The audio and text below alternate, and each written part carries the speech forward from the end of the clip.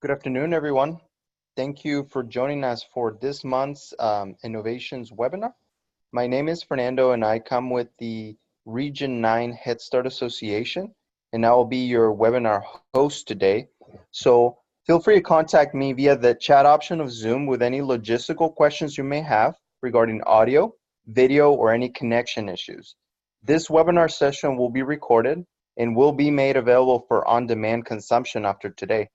You may find a copy of this recording as well as a copy of the PowerPoint slides up on our website at www.region9hsa.org.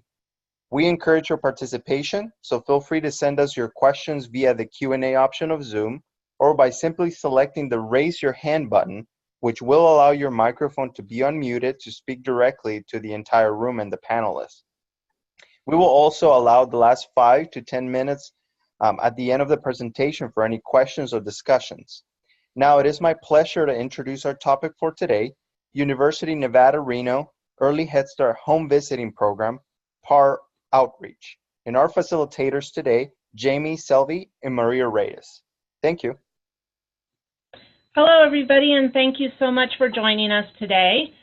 This is my our first time really doing one of these presentations, so we're really excited to be able to talk to you about our program and learn about how we can do webinars. We encourage you to ask questions like Fernando said, and we look forward, like I said, to sharing our program with you. I wanted to share a little bit, just a little bit of background information about our program. We are the University of Nevada, Reno Early Head Start program. We're located in Reno, Nevada.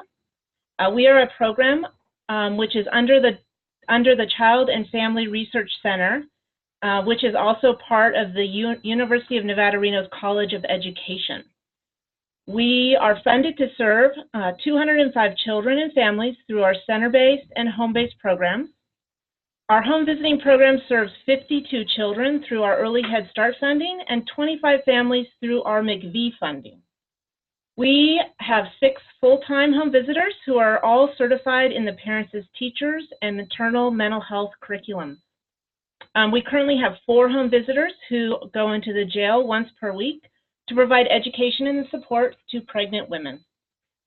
Today's presentation is going to focus on how we came about the development of our PAR program, what we have learned, what a home visit might look like in the jail setting, and how we are moving forward.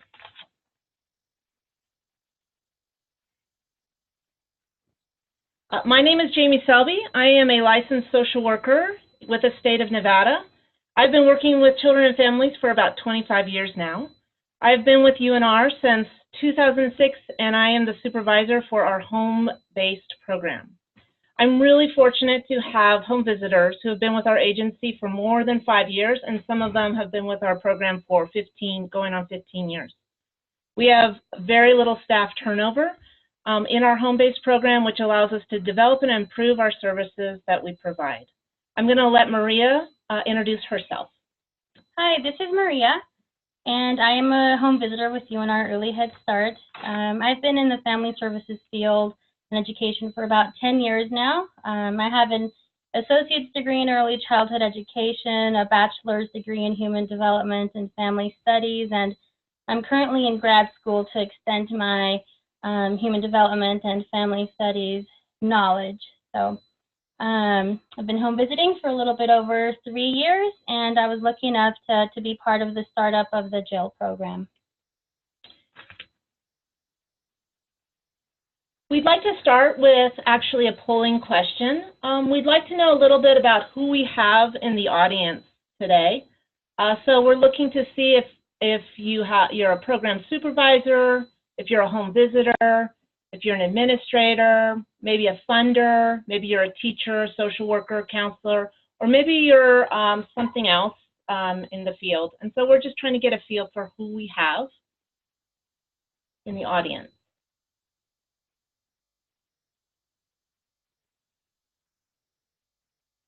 And Fernando, I'm sorry, but I have to ask, when do we get the information from this poll? They're participating at this moment, so I'll just I'll give the viewers a little bit more time, and then I'll go ahead and share the results with you. You Okay. should be able to see it right in front of your screen. Okay, perfect. Thank you.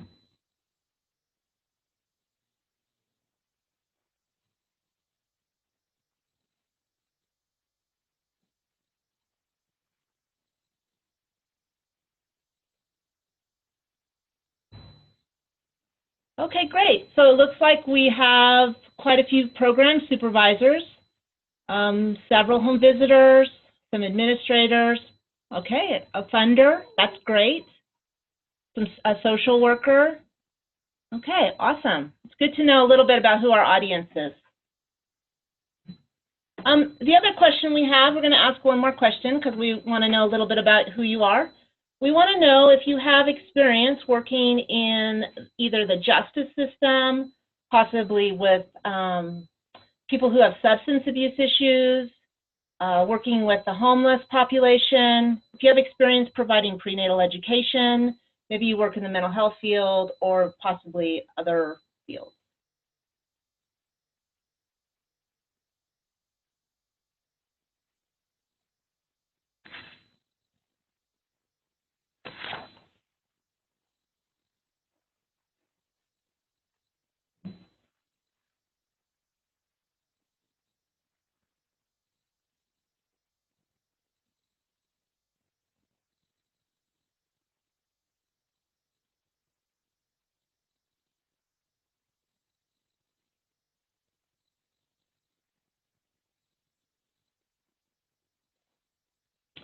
Okay, so we have very few people who have worked in the justice system or with substance abuse, homelessness.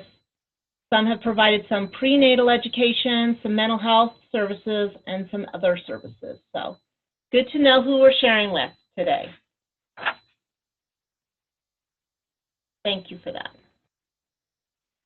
We thought we would start our presentation with a short video clip. This was a local news station that featured our program just recently. And we thought it was a nice introduction to our program, and then we will go on to talk more about it. So give me a second while I load this. Bring it over.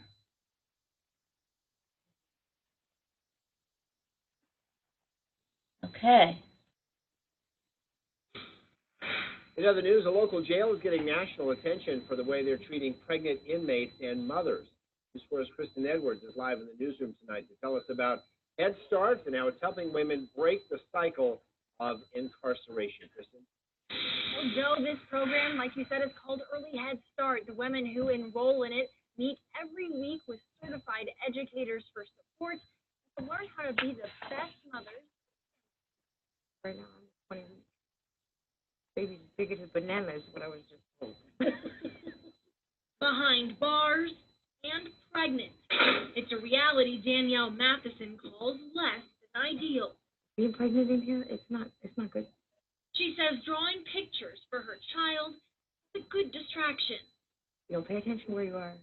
It's you, the baby, and relaxation. You ain't got to worry about it. Nice. Once a week, she and other inmates, some already mothers like Kimberly Lopes, For the baby, the blanket, baby blanket. can really focus on what's important to them. And then we hold it so it has our scent on it. That's because certified parent-child educators with UNR's Early Head Start program visit and provide resources, support, and training on how to be good mothers. She's helped me a lot. But if I didn't have her, I would have done. I went through a lot in here. But the program extends beyond the jail.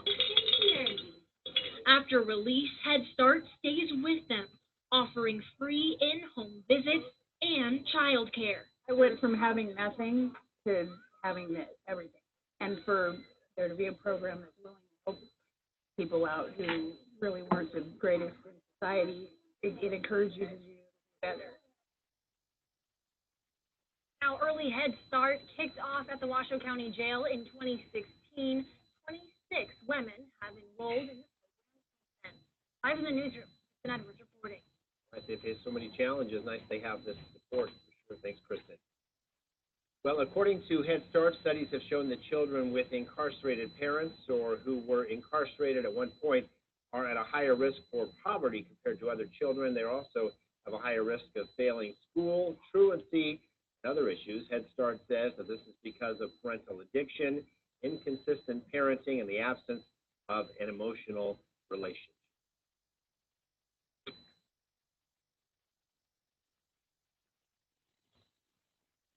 Okay, so that's just a little bit, just a little intro into our program. We were really proud to have that shown on the local news. I'm going to start with a little bit about the background about how we got started with this innovative program. We had, one of my home visitors attended the Parents as Teachers conference in 2015, and she was inspired by one of the presentations where one of the programs was talking about the work they were doing in prisons. We had been talking about how we might implement something like that in our area, and she came back with some great ideas, and we were really excited to talk about that and think about how we might be able to move forward with that. A little bit later, we were approached by our McV funding state partners, and they were asking us if we had any ideas for innovative programs. They had heard that there might be some funding available in the future, and they just were asking us if we had any ideas. And so we, of course, started to share our ideas about this program and working in the prisons. In Washoe County, we do not have a prison, a local prison, but we do have a jail. So one of our funding partners, she had actually a connection with the local jail, and she got us connected with the community outreach director of the local jail. It's called the PAR Outreach Program. And they set up a meeting for us to kind of brainstorm and talk about how we might work together to design something. It didn't quite fit for either of our programs, so it wasn't, but it was, so we had to design and implement something new. At that point, we decided that we would focus just on the pregnant women in the jail because this was a smaller sample size than focusing on all women who had children 0 to 3. We also, at that time, could not think of how we could get children into the jail to do home visits with their mothers or their parents. And so we figured that pregnant women was a good place to start, and we could modify a home visit. And to be honest, we really had no idea about what we were about to get into. We had started the process then to get permission to get into the jail. We realized that this was going to be a tough, kind of a long process. And it was going to take a lot of effort and flexibility on both of our parts, the community outreach personnel in the jail, and then the Early Head Start program as well. We started with a tour of the jail. We learned a lot about intake, scheduling, food, and meals that the inmates were offered. We learned about tier times and phone calls, health care.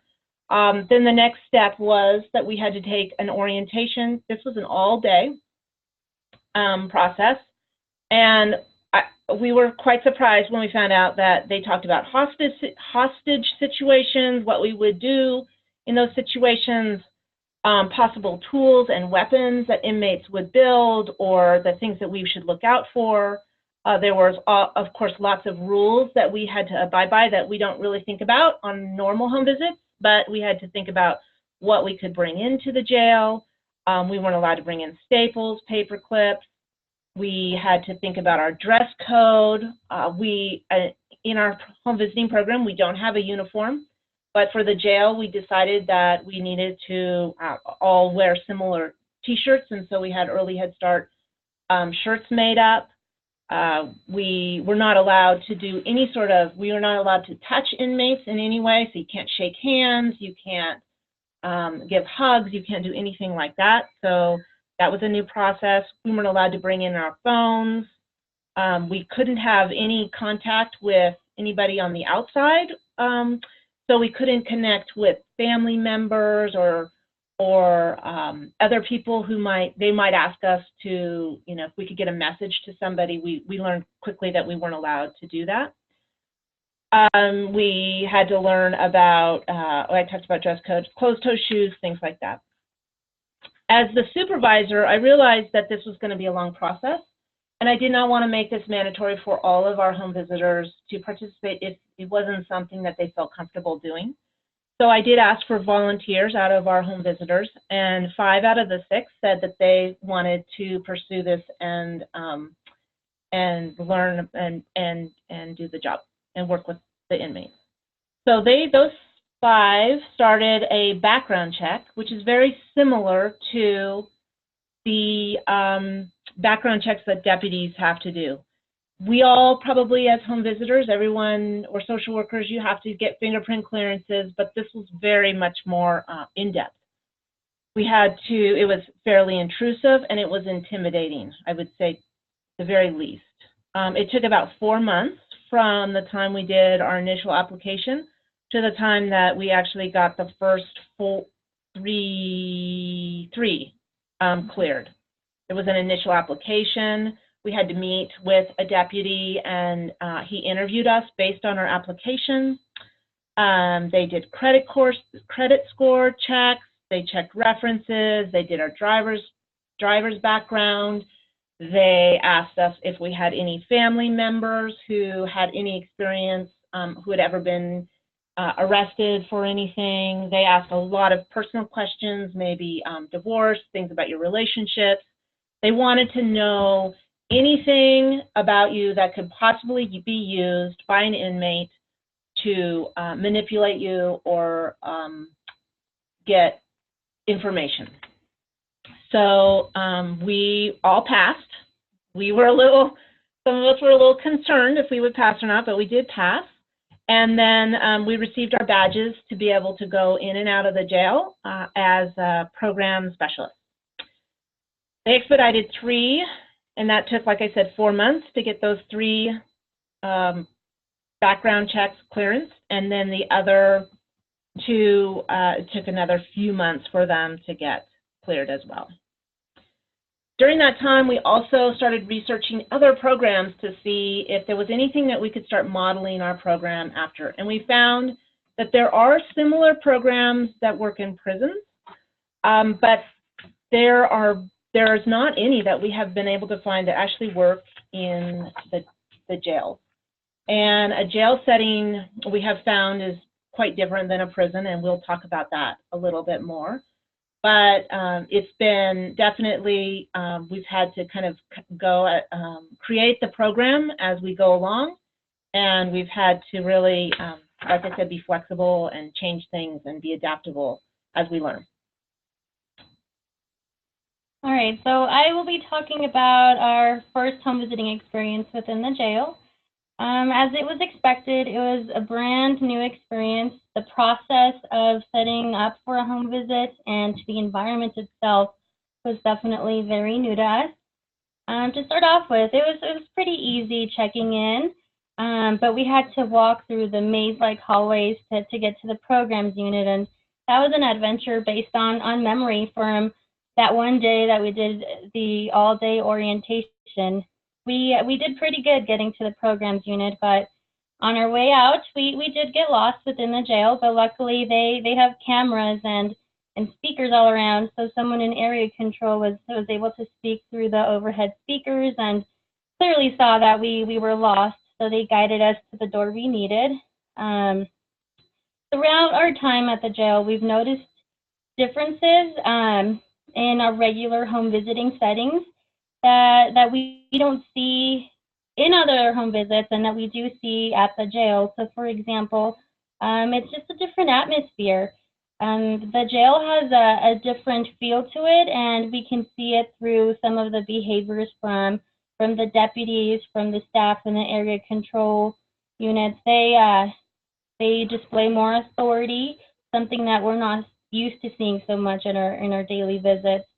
Our experience of walking through the jail by ourselves is quite something memorable. We pay attention to lots of the body language that we see. We make sure rules are being followed. Even rules for us. We had to learn that there's a certain way to using the phone system. We have to make sure we follow the jail's protocols, and that is something that has been new to us. Our first visit, we met with 5 women, and that itself will also be memorable because the women initially don't know why they are being called down to programs. They didn't sign up for an early Head Start program, so they get confused why they're being called down. And we do so when we get a report of who's on the pregnancy list. And that first day, we could clearly see that they were not comfortable with meeting us. The body language that we saw was women sitting at the table but facing outward, ready to walk away, and there was minimal talking. But we realized that we just had to take it easy and just started by talking about what we do and asking them questions about what they might have, questions or concerns, curiosities about their pregnancy, a little bit about themselves, and that definitely changed their demeanor. We started to hear stories about why people were there and their pregnancy experiences and how many kids they've had. So everybody began to soften, and eventually we saw everybody's bodies facing towards us. They didn't look like they wanted to run anymore. So we learned that we definitely need to take it slow. And through that too, we also had to figure out how we were going to do enrollments. That first day was kind of a shock for us to realize that there were so many rules and so many protocols to follow. And out of the 5 that we initially met, 3 of them decided to enroll with our program, and that's how we started. By the following week, those 3 came back and we began our home visiting sessions.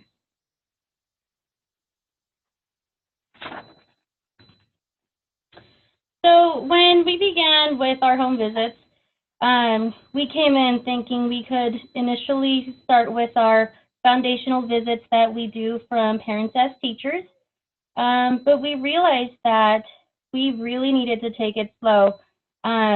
With the PAT Foundations, it allows us to get to know mom, to bring topics of specified topics. So, for example, brain development, attachment, nutrition.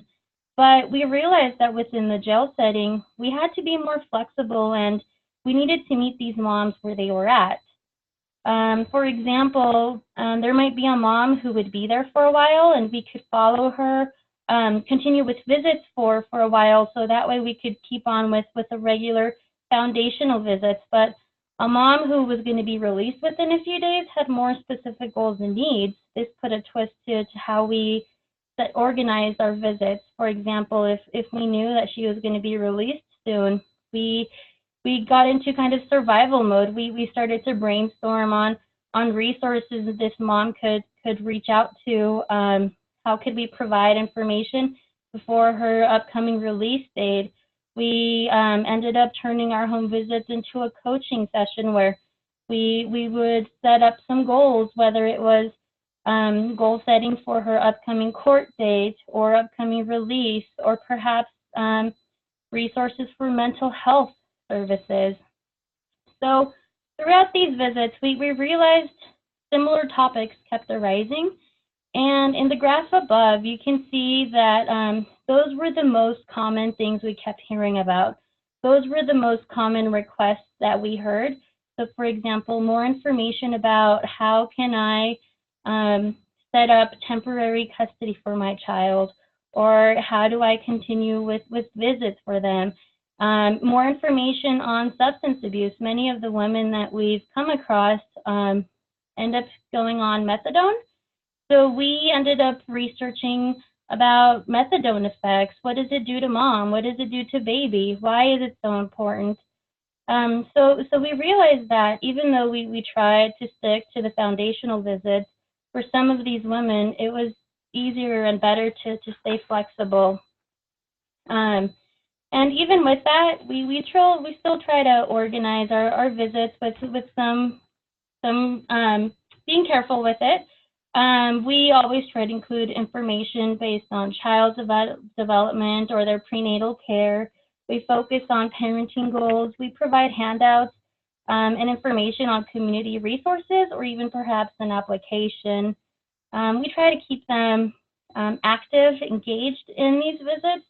So we might be able to provide an activity to foster discussion and parenting behaviors.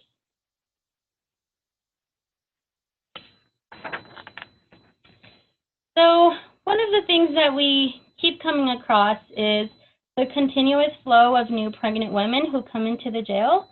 However, one of the challenges that we have is as home visitors, we each carry our own caseload. So being in the jail, we're very limited to who we can enroll. And the graph above shows the number of new pregnant women we were able to meet with as they were coming into the jail. So far, we're still trying to figure out what to do with this information. But I think it's important to note that so far what we've seen, there might be a possible trend of how many new women we've been seeing in the colder months, and that could be, eventually useful information as we plan to provide services for these women. However, like I said, we each carry our own caseloads. So one of the challenges is that sometimes we're not able to reach out to some of them because we already have a full caseload, and that doesn't allow us to reach out to more. So we're still trying to figure out how do we reach out to all of the new pregnant women there.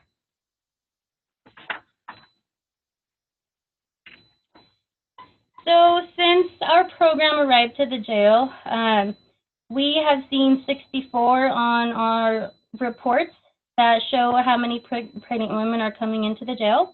So this is since spring of 2017. Yeah. And out of those 64 that we've seen on the roster, we've only been able to speak to 45 of them. There are various reasons as to why we aren't able to see all, let's say, 64, and some of it might be because they're housed in an ineligible housing unit. They might be in the mental ward or administrative segregation. Others can't come down to see us because of court appointments or appointments with the OBGYN, or maybe they've been released. Sometimes they'll show up on our roster, and by the time we try to call them down, they've already been released, and we've missed that chance to connect with them.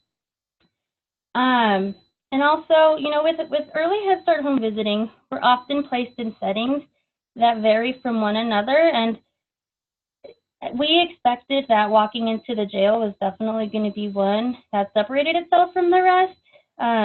We're a program that is designed to meet families where they're at, and that could be, whether they're at an apartment, a house, motel, or CPS building, for example. And one of the challenges that we've experienced in the jail is that it has proved to be the most controlled environment of all. Jamie mentioned how we have to pay attention to our clothing. There are certain colors we can't wear. We have to pay attention to our behavior.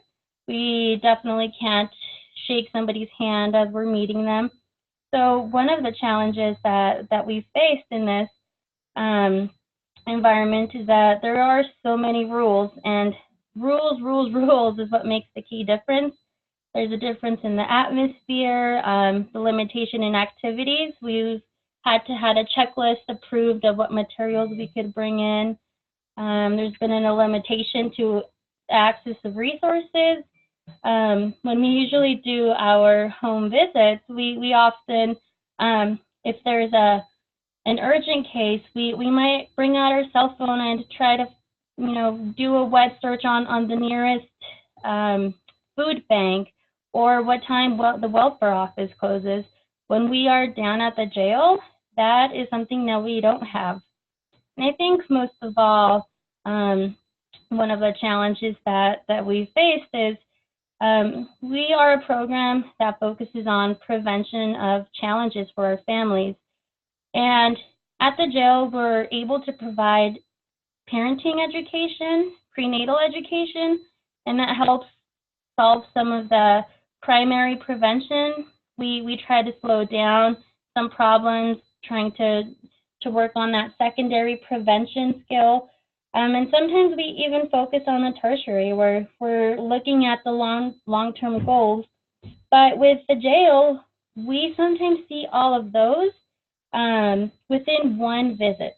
So working on all of these prevention skills can definitely feel overwhelming. Another one of the challenges, of course, as most of us early Head Start programs understand, is meeting the performance standards. And because it doesn't quite fit into a normal home visiting model, we had to definitely work closely with our regional program specialist to adjust our program. We worked with her to create a locally designed program for approval because the enrollees didn't always fit the current performance standard requirement. Our eligibility coordinator had lots of questions about how we would make these inmates eligible if we couldn't necessarily identify or get verification for their income. So we looked at qualifying them under homelessness, since they were in a temporary shelter, and we identified it as that. The other thing that we realized after we started working with the moms for a while was, what do we do if they deliver the baby in program while they're incarcerated and they haven't been released from jail yet? And how do we continue working with them when performance standards state that we're supposed to meet with the child? And so we designed our program so that we could continue to work with the moms, because we felt like we needed to continue to maintain that trusting relationship so that when they did get out of jail, we could still meet with them and work with them in the program, and hopefully with their child with them at that time. Once we would continue to meet with them, we would talk about what was going on with their child, so they would have, they were building that attachment with their child, even if their child wasn't with them directly. But they would know a little bit about what was going on with their child. We also worked with them a lot on what was their permanent plan for their child if they were not going to get released. And so we would continue to see our moms until they actually had a permanent plan, whether it was being released, possibly going on to prison.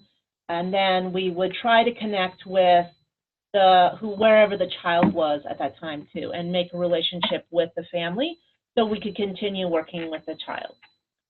But we definitely have had to change things up a little bit, just because it's kind of a square peg in a round hole. We also had to work a little bit on paperwork, caseloads. Maria talked a little bit about how it was hard when if you didn't have an opening, but you're still going to the jail, do you meet with moms still if you can't enroll them? So constantly looking at adjusting their caseloads for the home visitors who are going in the jail, trying to keep openings on their caseloads, but still maintain our full enrollment. So we're always looking at it. We're still, we don't have it worked out perfectly yet, so it's a work in progress. So going back to one of the challenges that we face with these home visits is, if you refer back to our graph, you can see that of the 26 women that we've enrolled into our program, only 9 have continued with home visiting out in the community.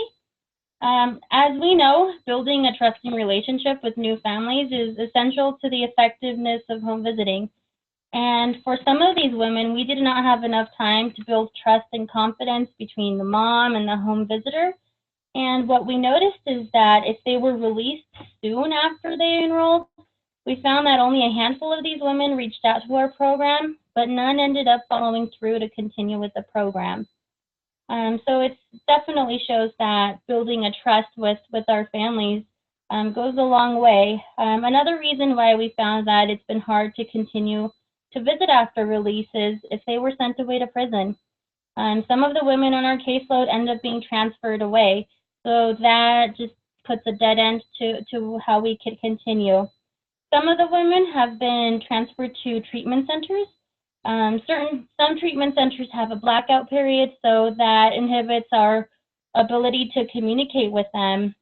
And we have found that it's also challenging to communicate with the rehab center that they've been transferred to. If we expect them to go to a specific rehab facility, we try to get a release of information signed by the mom. But even with that, we have found that many rehab centers have hindered our attempts to continue with home visiting. They either don't pass down our message or just might not be willing to work with our home visiting services. There's also been the cases of sudden release. We show up one day to visit and we find out that the mom is no longer in the jail. So that gives us no time to plan for a future visit. Communication eventually ends up being lost because it was so sudden. There was no plan that was set up. And also we found that homelessness might contribute to that too. If there's a lack of phone to contact the mom when she's out, she can't reach us because she can't call us. There's no address registered, so no home for us to stop by and visit or even send a letter. So eventually this results in no communication. That means we have nowhere to leave a message, stop by, or send a letter.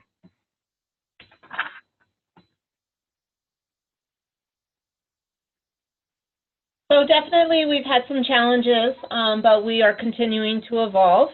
We're always making changes and adjusting to our program. We've gone from deciding if we want to meet with them as an individual or as a group, and then we've gone back to individual. I'm sure we'll go back to group at certain times.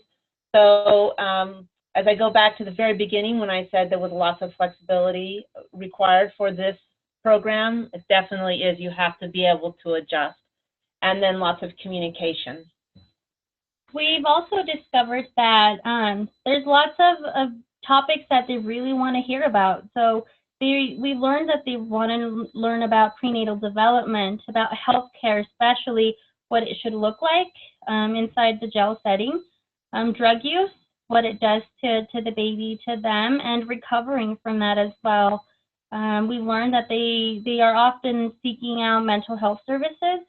They like to learn about what's going on with their court case and how to maneuver through that. We've even had discussions of adoption and housing and what a jail versus a prison sentence might look like. We keep evolving from that. We talk about the challenges of the rooms that they're in. One of the challenges for rehab resources is the availability of rooms, of beds. What does a methadone treatment look like for mom? We need to make sure to find access to prenatal vitamins. So we keep learning about more of their needs, and that keeps shaping what our visits look like. And of course, when you're in the jail, although it is a mandatory, they do get called down to come down and meet with us. It's always a voluntary program, so whether they choose to participate in our program or not is definitely voluntary. But we do try to call down all moms who are incarcerated, who are identified as being pregnant once they're incarcerated, so that we can at least explain to them what our program is, the services we can provide them, and then if they want to continue with it, then it's their choice to continue with it. We also have to constantly keep our home visits, maintain our caseload of no more than 12 families on a home visitor. So if that home visitor is full, then we have to figure out what's the best use of their time when they are, if they don't have any openings, are they still going to provide prenatal care and information to the incarcerated moms? We've had to make edits to our paperwork, definitely our home visiting paperwork. We've had to change a little bit and adapt it. We've had to change our eligibility form a little bit just to make sure it meets, it still is meeting the performance standards, but we also are looking at making it fit for the jail program. And then finally, we've also had to adjust a lot to facility turnover within the jail itself. We started with a program coordinator who was very, very supportive of the program. She's still involved in a different level, and so we've had 3 different staff turnovers since we've been in the program over the last 2 years. And so we've had to really work at building those relationships with the jail facility, from everyone from the check-in, from when you get your badge and you get allowed to enter the facility, all the way down to programs and how the different program staff like us to call down moms and how they like us to work within the program. So all of that has we've had to adjust and change at least 3 different times. So for the most part, they really support our program, and I think they continue to support it, but there's always been some adjusting.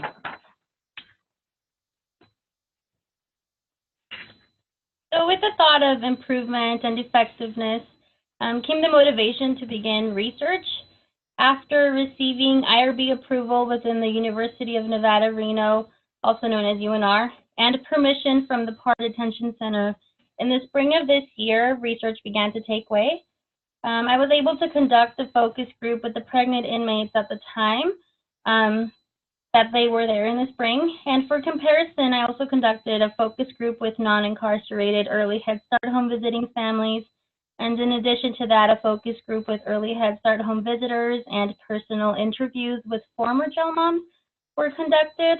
In 2015, Kruger and Casey reported that 3 to 4 focus groups are recommended. However, with the low availability of released women and that the jail only was able to grant us permission for 2 focus groups, our study had to accept an exception. But the questions you see on the screen are, what was the route that guided these focus groups and interviews? The data is still under review and the results are unfortunately unavailable at this time, but we hope that continuing to do this research into the spring of 2019 as well will provide more information on how we can better our services and what works best for these women.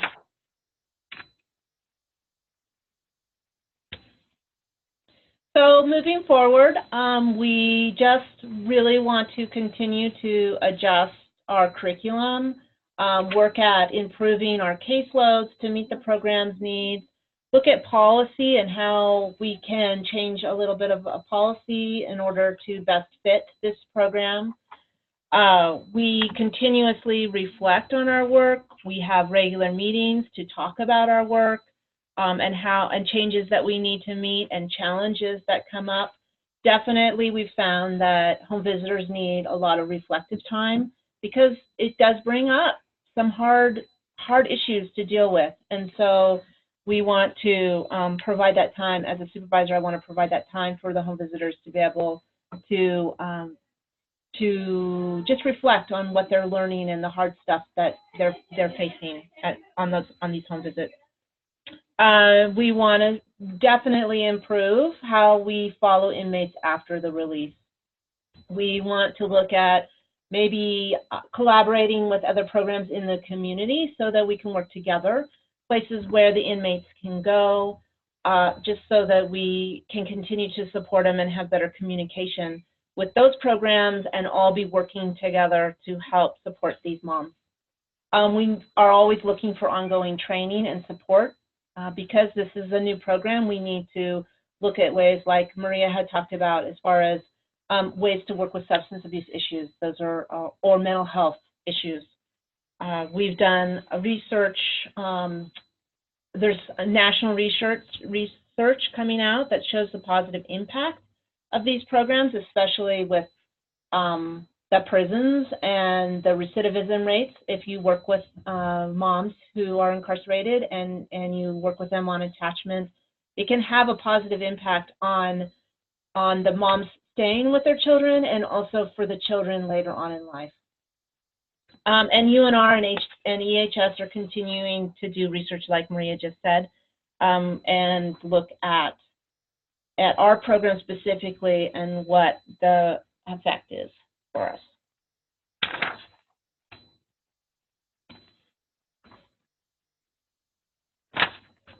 So at this time, we would like to open up for any questions or comments that you might have. You can either type them into your question Q&A or raise your hand, and we'd be happy to share.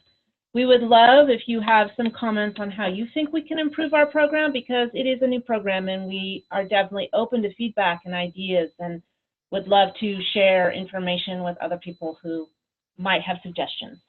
So please feel free. Thank you, Jamie and Maria, for the wonderful presentation. At this point, like Jamie mentioned, I would like to open up the room for any questions, comments, any discussion you want to have. You may now use the Q&A option if you want to type in your question or comment, or you can also send us a chat message at this point. Or you can even click the raise your hand button if you have access to a microphone, and I can go ahead and unmute your microphone to speak directly to the room. Let me go through the Q&A and see if there's any. Nothing yet. So I would like to, at this point, while we wait for any questions to come in, I would like to remind you all that this session will be recorded and will be made available for on-demand consumption after today. You may find a copy of the recording as well as a copy of the PowerPoint slides that Jamie and Maria used today at www.region9hsa.org. You will be able to rewatch the webinar and look at the resources that they share with us today. So I know that we received a chat message. Christina Romero mentions, I am part of the Early Head Start in Southern Nevada. Who could they contact if administration would like to start a program like this? So on the slide that I just brought up, you can feel free to contact either myself or Maria for information, and we'd be happy to kind of talk with you about who you could go to and where you could start with that program. If you're with the state of Nevada, then I'm sure we can definitely assist you. And I know you have a prison down there in Las Vegas, which could be, or I think that houses women. So I think that it would be very valuable for you for a program down there.